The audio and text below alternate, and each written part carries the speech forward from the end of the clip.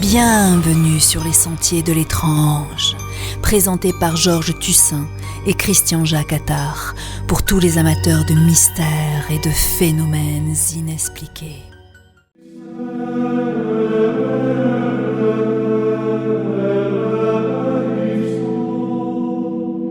Eh bien, bonjour à toutes et à tous, heureux de vous retrouver, chers auditeurs et auditrices, chers internautes de Radio Axe Sud 105.1, et je vous remercie, j'en profite, car je sais que vous êtes de plus en plus nombreux à écouter cette émission sur les sentiers de l'étrange, que je suis toujours ravi de présenter avec mon ami Christian-Jacques Attard. Christian, bonjour. Bonjour Georges. Là, nous sommes sur les sentiers de Rennes-le-Château. De Rennes-le-Château, absolument. Sentier ascendant de Rennes-le-Château. Absolument. Rennes-le-Château qui se trouve dans l'Aude, comme on en a parlé on en avait parlé lors de la première émission. Et c'est un réel plaisir de retrouver Paul Saucez. Car lors de la première partie, c'est vraiment passionnant, ça a été édifiant, enrichissant. Et je vous remercie de votre intervention. Ainsi, bien sûr, de notre invité d'honneur, Jean-Marc Lièvre, qui lui est un passionné de Rennes-le-Château. Il a un site d'ailleurs très important, on vous conseille. Jean-Marc. Rennes-le-Château, les 4 vérités. Les 4 Page vérités. Facebook. Voilà, Page messieurs, Facebook, voilà. messieurs, bonjour. Bonjour, à nouveau, ravi de vous accueillir. Et bonjour. Je pense que nos auditeurs sont pareils, sont impatients de connaître la suite de cette émission. Alors, nous étions arrêtés à la crypte. La crypte oubliée. Alors malheureusement, on a compris que, pour l'instant en tout cas, on ne pourra pas en savoir plus sur cette fameuse crypte. Par contre, Paul s'est intéressé aussi à un décryptage. Ah. Alors l'étymologie est presque... Voilà. Crypte, décryptage. La même.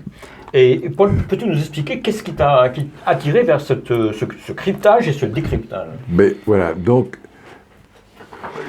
l'origine de tout ce qui se dit, ce qui se débat aujourd'hui sur Rennes-le-Château, c'est le fameux livre de Gérard de Sède. Qui est là, qu'on a montré, voilà. Bon. L'or de Rennes.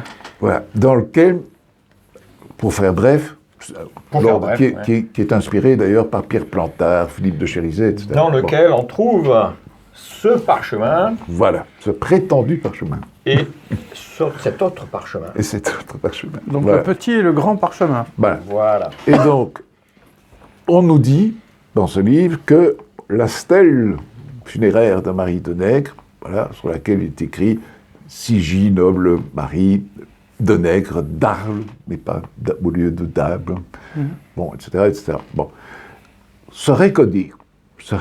Stèle qui aurait existé dans le cimetière, parce que personne ne l'a... parce que cette stèle a disparu. À part une expédition de la CESA, donc, de l'époque, en 1905, personne ne l'a revue depuis. Voilà. Donc, mais la CESA a effectivement relevé les inscriptions, l'a publié dans un de ses bulletins de janvier 1906, je crois. Voilà.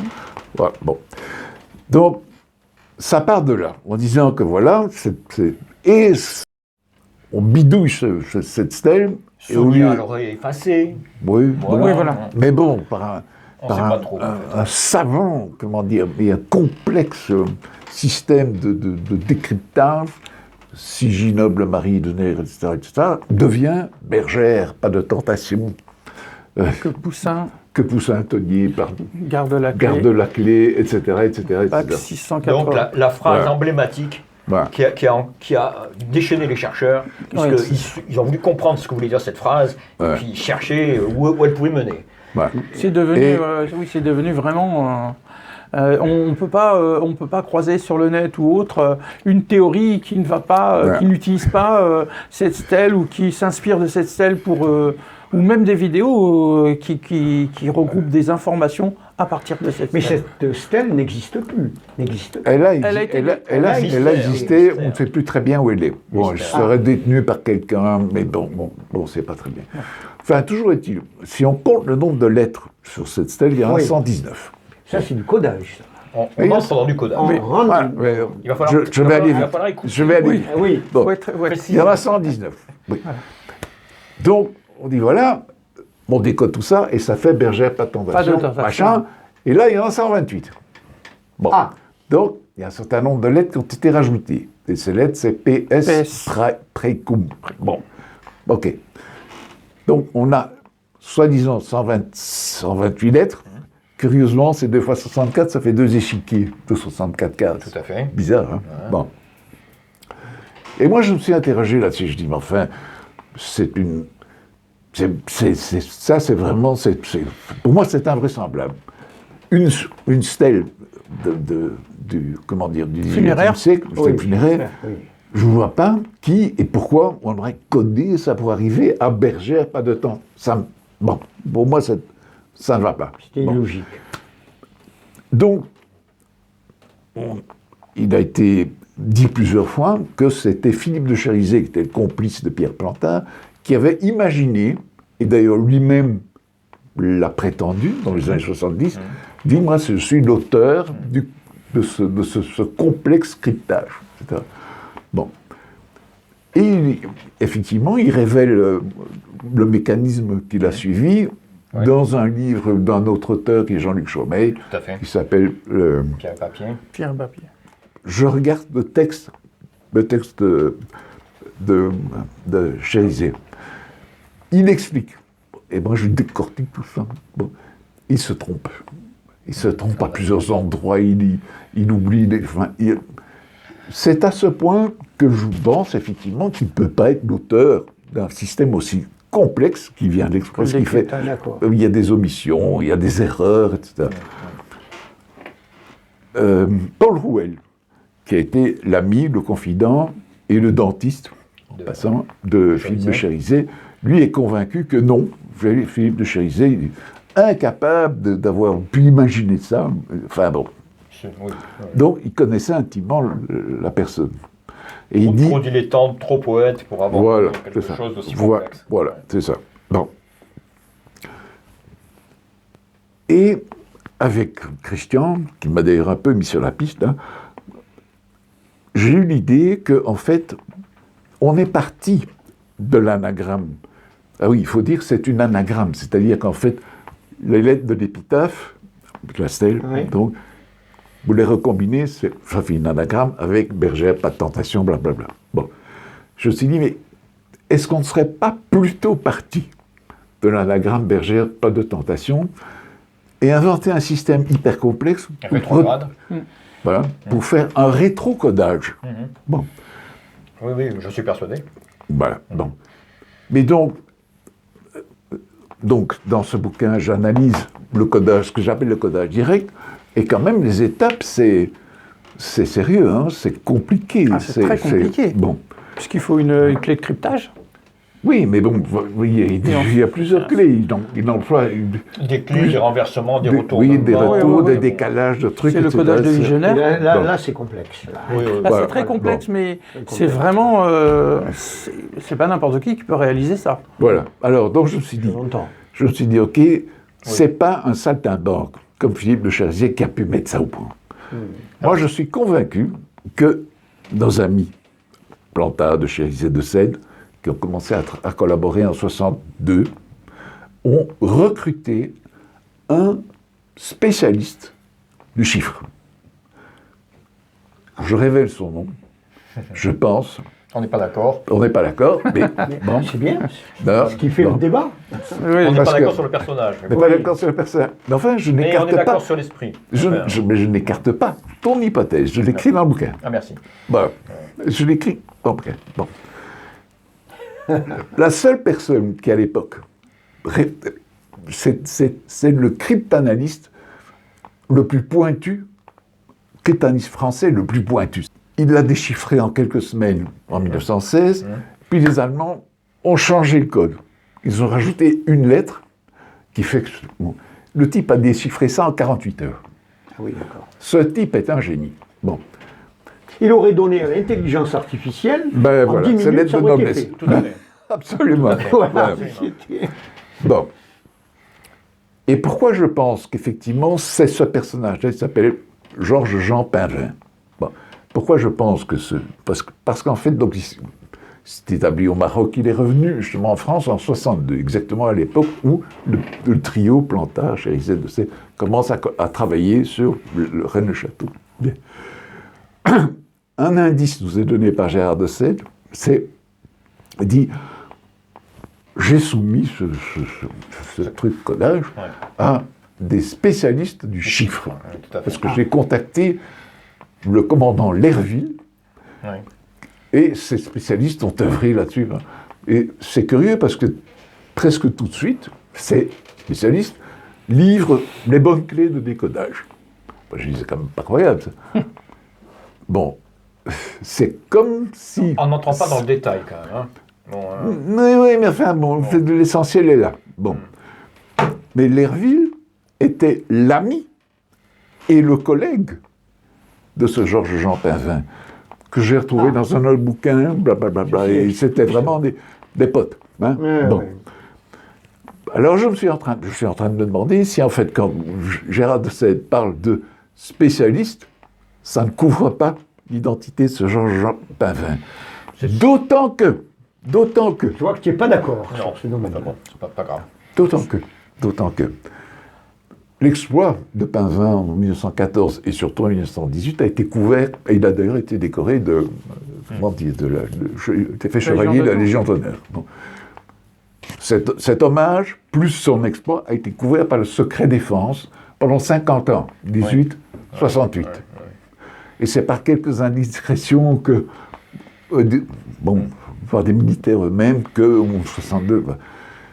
Donc je me demande si, tout simplement, le commandant Lerville, qui était le correspondant de Sède, n'a pas demandé à Gérard de Sède, écoute, tu parles de spécialisme, mais tu ne peux pas parler de me citer tes M. sources. Pinvin, parce que c'est secret défense. Ah oui. Donc, voilà. Et toi, Christian? Alors ton point de vue. Mon point de vue est totalement différent. Et à la défense. D'abord, sache que j'ai téléphoné et discuté longuement avec les gens du chiffre. Ah. Oui, je l'ai écrit dans un article d'ailleurs, qui m'ont raconté qu'ils n'avaient strictement rien à voir avec cette histoire-là, et que de toute façon, ils sont trop sérieux pour avoir quelque chose à voir avec une pitrerie pareille. Donc, et c'est là mon argument. Je t'écoute. C'est là mon argument. Parce que je pense que ce monsieur dont tu parles est trop sérieux pour avoir affaire à une pitrerie pareille. Or, le personnage que je propose, François Le Lyonnais, est un cryptanalyste de première... Vraiment. Il n'est pas cryptanalyste. Si, c'est quelqu'un qui est capable de crypter, sans problème. Tu regarderas. C'est un spécialiste des échecs. Oui, c'est vrai. Il a écrit de multiples bouquins sur les échecs. Ouais. Et notamment, il s'est passionné pour le pas de l'air, le fameux pas de l'air qui est utilisé dans le Vigénaire. Oui. Tout ça, il connaît par cœur. Mais c'est pas tout. Parce que ce monsieur, c'est un plaisantin, c'est quelqu'un qui adore rigoler et qui fait partie de groupes d'intellectuels de l'époque qui se sont mis comme défi justement ce type de codage. Mais pas seulement là à l'œuvre sur un décryptage, mais aussi en littérature. Et ils ont créé un groupe qui s'est appelé l'Oulipo. Et ce groupe, l'Oulipo, ils adorent décoder, se donner des défis de codage et de décodage. Georges Perec était un des auteurs clés de ce groupe, bien connu.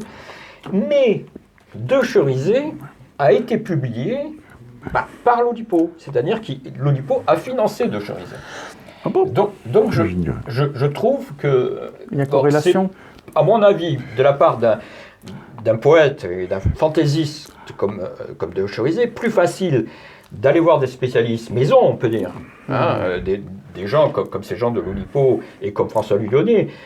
Il y a une émission, on retrouve une émission sur Internet qui est un débat littéraire où il intervient, François Lyonnais, et on voit que c'est quelqu'un qui est tout à fait marrant, enfin je veux dire, il est très ouvert, il aime bien la rigolade, et je pense que lui aurait pu dire oui, il y a une pitrerie. Oui, mais ça nous amène à quoi là? On parle de celui qui est capable de décrypter, voilà le problème. Voilà le problème. Ben, je crois qu'il faut comprendre que dans cette histoire, il y a vraiment deux périodes. La période que nous a très bien décrite la dernière fois Paul, et puis la période justement de Plantard et de Cherisay, qui ont attiré l'histoire à eux, parce que Plantard avait des visées mythomanes. Il se disait le rejeton des rois de France. Il était le rejeton ardent de la lignée mérovingienne, descendant. Voilà. Il a falsifié pas mal de documents et déposé même à la BNF pas mal de documents pour... Ils ont tellement brouillé cette histoire qu'il est nécessaire que des gens comme Paul puissent se replonger dans ces cryptages, décryptages pour arriver à comprendre ce qui s'est passé finalement. Et pour arriver à comprendre si ce groupe, ce trio de Cherizet, de Sède, Plantard, avait une information et qu'ils ont essayé de transmettre à leur manière une information ou pas du tout. C'est ça qui me semble intéressant. L'ouvrage qui se rapproche de ces circuits, où on a cette fameuse... on a un développement, là on est sur un ouvrage, on n'est plus sur... on s'interroge comment on peut avoir autant d'éléments dans de Cherizet, d'où sort... Est-ce qu'il avait dans sa poche des documents? Est-ce qu'ils avaient aussi quelque chose, un fond de documents? Exactement. On a décrypté ou pas, en fin de compte? De quoi, la stèle? Oui. Alors la stèle est controversée, oui, elle est décryptée, puisqu'on a Bergère, pas de tentation, que Poussin-Tenier garde la clé. Non, la stèle n'est pas cryptée ni à décrypter. Oui. Elle est une stèle. Et on a bâti, les Cherizet, Plantard et de ça, ont bâti un truc qui est en fait, c'est un nuage. Ça n'a aucune... Voilà, il n'y a rien. Et tout le monde est... C'est la première grande fake news française. Ah, voilà. C'est ça. Ils ont bâti, c'est ça. Et tout le monde tombe dans le panneau. C'est un montage. On continue à croire à ça aujourd'hui. Parce que, voilà, il y a cette apparence de complexité qui, quand on démonte, en fait, c'est un montage. Ni plus ni moins. Ni plus ni moins. Voilà. Et fake news. Mais, il y a un truc qui n'a rien à voir.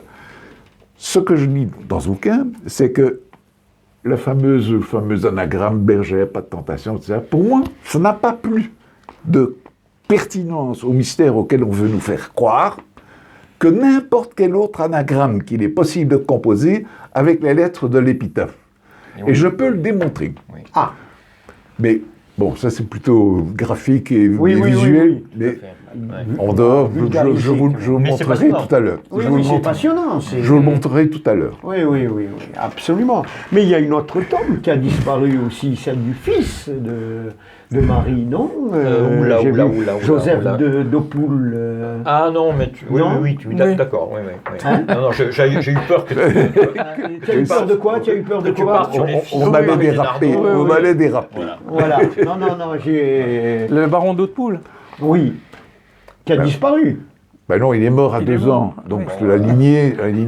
Donc... Non, mais sa tombe a disparu. Ah oui, mais sa tombe, sa tombe, on ne l'a pas retrouvée. Je parle de la stèle. On dit que l'abbé Saunière l'a fait disparaître également. Mais pourquoi il a fait disparaître autant de... On attribue à Saunière énormément de choses. Il y a des choses, il y a des choses qui sont vraies, il y a des choses aussi qui sont enjolivées. Comme l'histoire de Plantard, Cherizet, il fallait construire un mythe. Ils ont construit un mythe.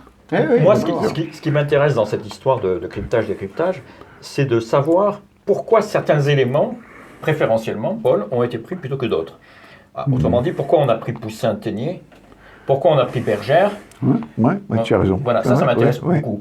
Alors, quand on rentre dans l'église de Rennes-le-Château, on s'aperçoit qu'on a un ermite. Ermite, c'est Tenier. Saint-Antoine. Saint-Antoine, c'est Tenier, indéniablement. Enfin, oui, c'est Antoine l'ermite, c'est pas Antoine l'ermite. Oui. Bon. La Bergère, on a des bergères. Les bergers d'Arcadie. On a Sainte-Germaine aussi. Oui, on a Sainte-Germaine. Le tableau. Le fameux tableau. Les bergers d'Arcadie. Le fameux tableau des bergers d'Arcadie, c'est Poussin. Alors, est-ce que finalement ce trio n'est pas entré dans l'église et s'est dit on part de l'église et on revient dans l'église les fameuses boules bleues. Les pommes bleues. Les pommes bleues. Et le gardien d'entrée qui est le diable de l'entrée. Est-ce que ce n'est pas une espèce de boucle faite dans l'église à partir d'éléments pris dans cette église? Mais je crois qu'il y a de ça. Et de nouveau, c'est pour ça que je retombe sur ma thèse, c'est comme si quelqu'un avait déjà, avant même que de Sède n'écrive quoi que ce soit, avait déjà composé des bribes du futur cryptage. Donc, ils ont pris des éléments épars et ils les ont rassemblés pour faire cette fameuse anagramme. Voilà, c'est ça. D'accord. Voilà. Et Plantard a dû se dire, ce que je vais faire pour donner une sorte de vernis authentique à toute mon affaire, je vais prendre une épitaphe existante. D'accord. Réelle. Bon, enfin, qui a existé en tout cas. Qui est inscrite dans le registre de Rennes-le-Château. En tout cas, voilà. Absolument. Alors ça c'est intéressant, hein, Georges, parce que on comprend le montage intellectuel et le montage qui a finalement fait le succès de l'histoire. Parce que sinon elle aurait végété. Hein, Totalement. Voilà. Et c'est très intéressant d'arriver à démonter ce... Alors moi ce qui m'intéresse, je me pose la question, si dans d'autres églises il y a une statue de diable. Ou c'est uniquement... Alors, au moins une, ouais. Mon ami François Pouche en a même montré plusieurs. Oui, plusieurs. Notamment dans l'Aude. Oui. Alors, on répugne à donner des lieux parce qu'on a toujours peur que les y a des dégradations. Mais oui, la réponse est oui. Et qu'est-ce qu'on laisse comme symbole pour Saunière, c'était très clair. Pour Saunière, le diable, c'était la République. Il l'a écrit. Hein, le diable, c'est la République. Donc, c'est bien de le préciser. On peut penser que pour lui, c'est tout simplement une allégorie, c'est-à-dire que le diable ploie sous le poids de l'Église, sous le poids de la religion. Totalement. L'allégorie, elle est claire. Ouais. Et Saunière l'a écrite. Donc, bon, on peut s'arrêter à ça. Après tout, hein, pourquoi pas. Paul, tu nous mentionnais que ce fameux trio s'est intéressé à l'histoire à partir de 1962. Ouais. Tu as des sources à ce propos C'est pas une source en particulier, c'est peut-être une convergence au niveau des dates et je pense, oui, 62. Donc ça représente quand même, ça c'est 67 je crois. Hein, oui, 67. Voilà. Donc ça représente quand même 5 ans de travail assidu pour rentrer des documents à la Bibliothèque nationale, pour créer du codage, pour tricher et manipuler des photos. Possiblement pour créer même de faux documents ou de fausses pierres ou de fausses stèles sur place. C'est énorme le travail fourni. Qu'est-ce qui peut justifier qu'on fournisse un travail d'aussi longue haleine ? Je me pose la question moi aussi. Oui, c'est une... Oui. Ouais. Grand point d'interrogation. Voilà. Pourquoi cette donné tant de mal pour mystification ? Je crois qu'il y a quand même une raison qu'on trouve chez Plantard. On trouve dans la jeunesse de Plantard. Bon, son père est mort quand il avait 3 ans, et il a, à mon sens, toujours cherché à essayer de retrouver cette autorité. C'est freudien. C'est freudien. Tu reviens de Vienne. Là, on est dans la psychanalyse. Voilà. Il a essayé de retrouver l'autorité paternelle. Bon, exemple. Bon, sa maman... Plantard, son père est mort, sa mère devait survivre quand même, elle a été engagée comme cuisinière chez on dit un médium, on ne dit pas une médium, un médium réputé en France à la longueur. C'était Geneviève Zapfel. Bon. Qu'il a pris sous son aile en quelque sorte. Le petit Plantard. Voilà, le petit Plantard. Bon. Pendant la guerre, et même avant, Geneviève Zapfel était complètement acquise aux idées nazies. Bon. Tellement qu'elle avait prédit que l'Allemagne nazie allait vaincre, que les Alliés allaient être écrasés, etc. Bon, ça tire évidemment la bienveillance de l'occupant, qui lui permet de faire ses conférences très suivies d'ailleurs dans les grandes salles à Paris. Oui, c'était intéressé, ça. Voilà. Donc, Plantard est né en 20, on est là en 40, il a 20 ans. Il crée des groupuscules d'extrême droite, il est tout à fait d'extrême droite, voilà, dont les bulletins sont ouvertement antisémites. Il essaye de se rapprocher de l'occupant. C'est un sale bonhomme, il faut quand même le dire. C'est un sale bonhomme, oui. Il essaie de se rapprocher, comme sa marraine, entre guillemets, de l'occupant et du maréchal Pétain. On le prend pour un... Enfin, il y a un rapport de la police de Vichy de l'époque, illuminé, etc., sans grande formation intellectuelle. Voilà, etc. Bon. Mais donc, ce qu'il cherchait, c'est se faire valoriser par une autorité de substitution qui l'aurait amené à jouer un rôle, un Deus ex machina, qui l'aurait amené à jouer un rôle important, très important dans le monde. Comme quoi, la psychanalyse est utile dans ce domaine-là. Et par après, il y a d'autres choses. Il a prétendu être un des créateurs du comité de salut public au moment de la crise franco-algérienne. Bien sûr. Bon, c'est un sale mec aussi, il a été condamné, je sais pas, attouchement sur mineur. Détournement de mineurs. Détournement Alors, de mineurs. à l'époque, les détournements de mineurs, ça ne voulait pas forcément dire, c'est peut-être homosexualité. Oui. On sait qu'il a quand même aussi détourné de l'argent. Enfin bon, c'est pas quelqu'un de très fréquentable. De très net. Voilà. Très net. Alors, toujours pour redorer, pour se donner une aura, etc., il a rejoint la franc-maçonnerie. Ouais. Bon, il n'est pas resté très longtemps parce que, justement, je crois qu'on a compris que c'était un type pas clair. Et pas fiable. Et il est entré en 53, justement à l'époque où il a été condamné. 54, il est déjà plus, mais enfin, il a puisé dans les rituels maçonniques, l'organisation en grade, son progression, etc., etc. Bon. Donc, je pense qu'il voulait absolument, et d'ailleurs à la fin, qu'est-ce qu'il a, on vient de le dire, donc il a prétendu descendre de Sigisbert IV, je ne sais pas quoi, donc qui est le dernier de la lignée mérovingienne. Celui sur lequel on avait le moins de sources. Oui, c'est ça. C'est beaucoup plus facile. Enfin, on peut remonter à Dagobert II. Voilà, beaucoup plus facile. Donc, je suis descendant. Donc, les Capétiens, tout ça, ils ont usurpé le trône de France, et donc l'héritier légitime, c'est moi. Ceci dit... Et non seulement ça, je suis aussi comte de Razès. C'était quelque chose qui se pratiquait assez couramment à l'époque, bizarrement.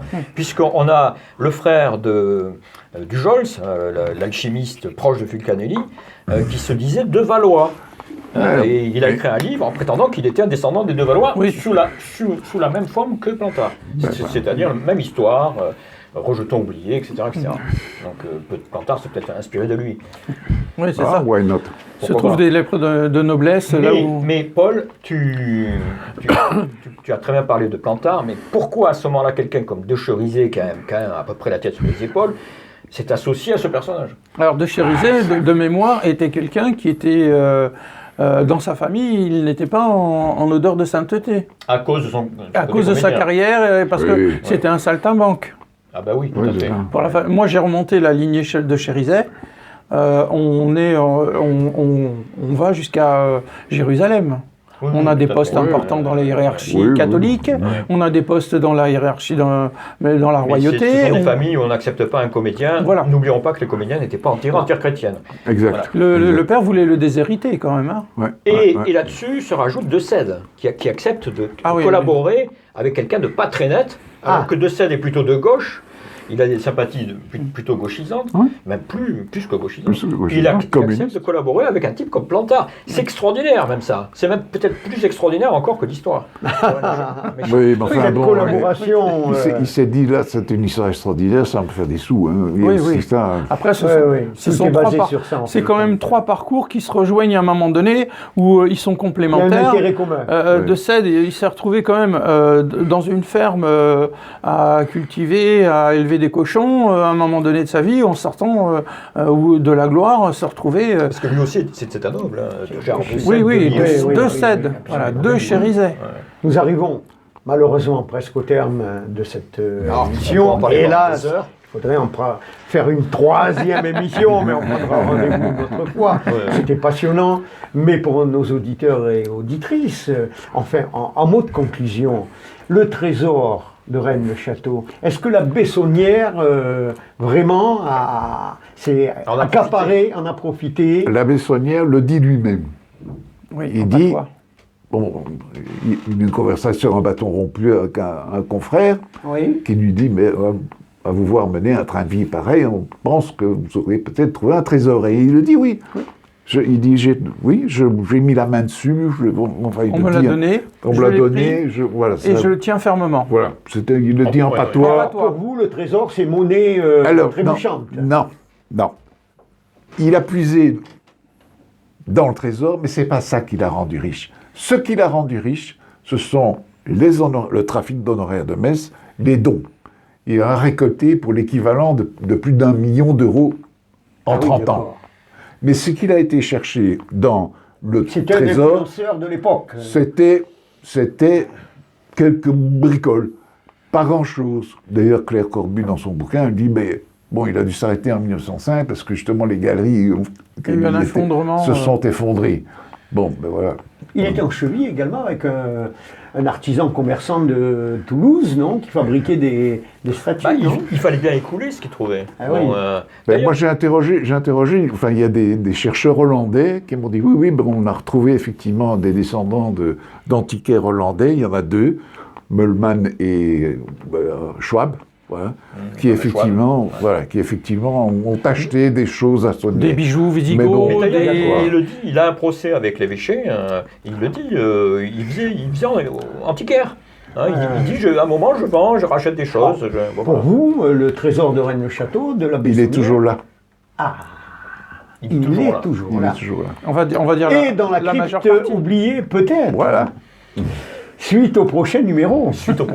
Qui va être très très intéressant là. Parce que maintenant, voilà, le mot de conclusion est très important. Le trésor est toujours là. Oui, tout à fait. C'est ce qu'on va retenir aussi de cette émission qui était passionnante. Continuons à rêver. Remercie. Mais je vous en prie. Je vous remercie Paul Saucez. Merci Jean-Marc Lièvre. Merci à vous aussi. Et donc, cher Christian, on rappelle les ouvrages. Ah oui. 2 ouvrages donc. Alors. La crypte 2 ouvrages importants. Qui est là-bas. Voilà, on a les 2 là. Jean-Marc les montre. Ouais. Et le tout dernier, le mystère décrypté. On peut se le procurer dès aujourd'hui. Oui, tout à fait. Sur Amazon. Non. Enfin, je suis auteur, éditeur et c'est indépendant. Voilà, indépendant. À la librairie de Rennes-le-Château et chez Tony Bontempi, la librairie mobile. Merci messieurs d'avoir accepté notre invitation. Merci Christian. Donc on se rend rendez-vous très bientôt pour une prochaine émission, très bientôt, bien sûr, des Sentiers de l'étrange. Merci à vous, chers auditeurs et auditrices, merci de nous à la être captatrice, toujours fidèles. Et on n'oublie pas Fabienne, qui était à la captation vidéo et puis au reportage photo. Voilà, en attendant, portez-vous bien, à très bientôt, bye bye, merci messieurs. Au revoir. Bienvenue sur les Sentiers de l'étrange, présenté par Georges Tussin et Christian-Jacques Attard, pour tous les amateurs de mystères et de phénomènes inexpliqués.